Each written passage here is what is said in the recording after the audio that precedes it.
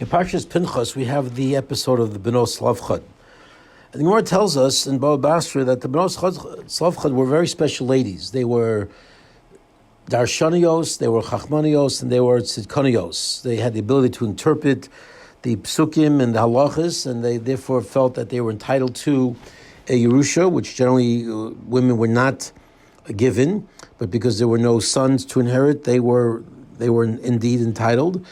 They were wise because they knew when to come, they knew the proper timing, and they showed the proper understanding and respect to come at the right time and to come in the proper way. And finally, they were tzidkanios because they listened to the advice of HaKadosh Baruch Hu. And the Gemara tells us HaKadosh Baruch Hu basically gave a clear reign for the Benos Slavcha to marry anyone in Klal Yisrael. Technically, while other women were limited, they were able to marry anybody. However, they were given special advice by HaKadosh Baruch Hu to keep their shidduchim within their shevet, and that they should only marry men from shevet Menashe. And they did that. And since they did that, the Gemara tells us they were tzidkanios. And it's really, when you think about it, it's an incredible statement and message from the Gemara, from this Chazal regarding this idea of what defines a Sudeikis and what defines a tzaddik. I would have thought that if you get advice from HaKadosh Baruch Hu, that you can do what you want, but I'm giving you personal heads up and some sound advice coming from the source that is the source of all truth and all proper advice and all proper wisdom and everything that's positive and good in the world. That's HaKadosh Baruch Hu. The idea that I would even question following that advice seems absurd. How would you not follow that advice? It's coming from HaKadosh Baruch Hu.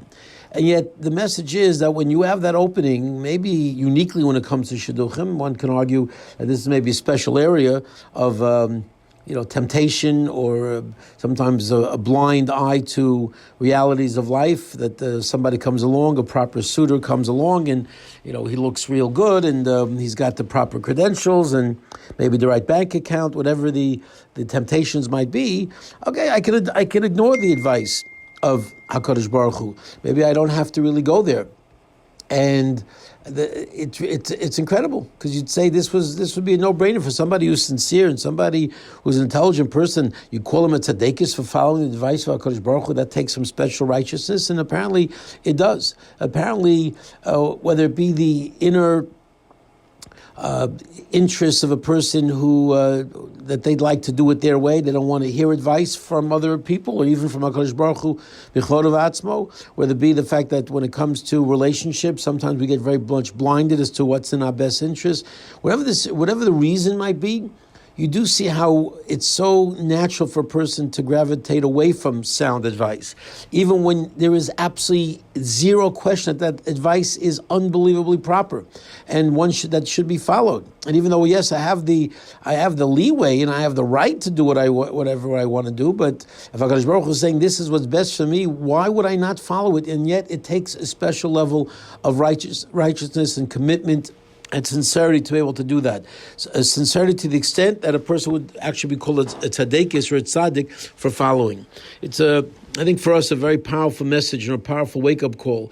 How resistant we are to see the truth and to accept advice from people. How our natural desire to assert our criteria and our agenda and our emotions and our opinions into matters very often blind us from doing what really is in our own best interest. Well, let us learn from the Benos Slavcha that it's something that indeed we have to look at. When we do get advice, it's obviously rare to get advice from HaKadosh Baruch Hu directly, although he gives us the mitzvos, and that certainly is the best advice possible, although it's not optional.